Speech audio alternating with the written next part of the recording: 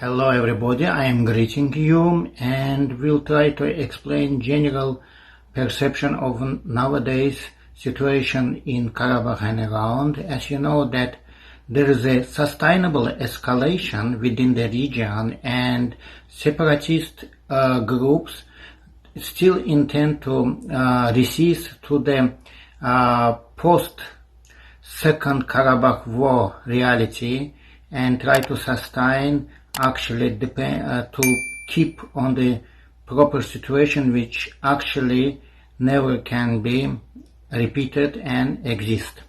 The point is why still separatists and some leaders are still in Nagorno-Karabakh can be explained very easily and simply because huge supports, including financial, now transferred from either Armenian budget, which is average around $300 million, was for last year and maybe same sum for this year, as well as sufficient transfer from Armenian diaspora. One of such transfer fund is Armenia, and of course separatists try to expose to the own sponsors some kind of very influential activity of construction, reconstruction, rebuilding within the region, but in reality this is only laundering of illegal finance. Recently, as you know, that escalation in Ukraine cannot be get rid of the reality of which now existed in Nagorno-Karabakh, and somehow because Russia actively involved in the conflict into the Ukraine, without objection it will be also touch the following developments in South-Caucasus region as well. Recently, Minister of Foreign Affairs of Azerbaijan mentioned that Armenia delivered a proposal of coexistence, like 5 points, according to which how Azerbaijan see the possible steps towards peaceful coexistence. Armenia, meanwhile, still not propose any concrete steps, and they, with the month of Minister of Foreign Affairs, Aragat Mirzoyan, mentioned that they delivered on proposals to the Minsk group of OBSE in order to have mediating role for following steps.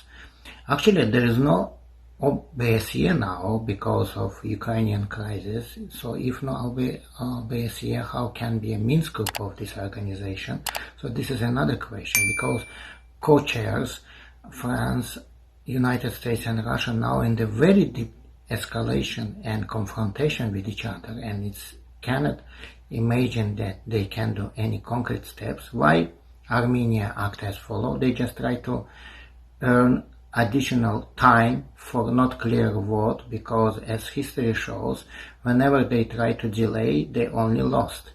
And what Azerbaijan proposed now, high probably will not be proposed later. And I want you to make some empathy towards the people in Nagorno-Karabakh.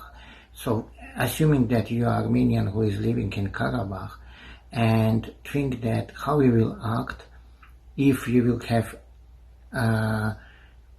sustainable tension, a very stressful condition, situation, and no guarantee for security, as well as the only guarantee is the peacekeeping forces by Russia, which is actually not accepted by Armenia herself in order her vision of the future, because Armenia try to develop relationship with West, and in this case they have to cut the ties with Russia. So if you have children which should have secure, sustainable life with, of course, without any objection, good education, good access to the services, which is actually not exist. As you know that more than 1 week no natural gas and electricity in the region. There's problem with the mobile phone connection, and it will be only rise and increase, as well as, alternative roads has been built to Karabakh, and so Lachin will be already in the hands of Azerbaijan side, which will be start to establish processes there as well. So in the middle and long term, without any objection, the only way for Karabakhians who reject to integrate into Azerbaijan and Azerbaijan Republic rules is to leave, because there is no third way.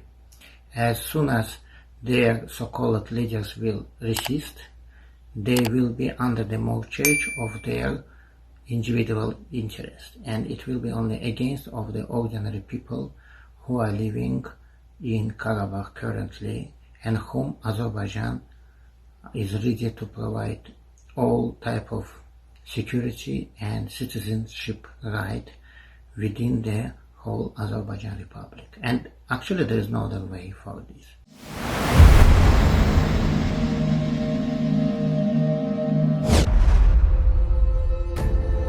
Maraqlı və vacib hadisələrdən xəbər tutmaq üçün Veten TV-yə abunə olun.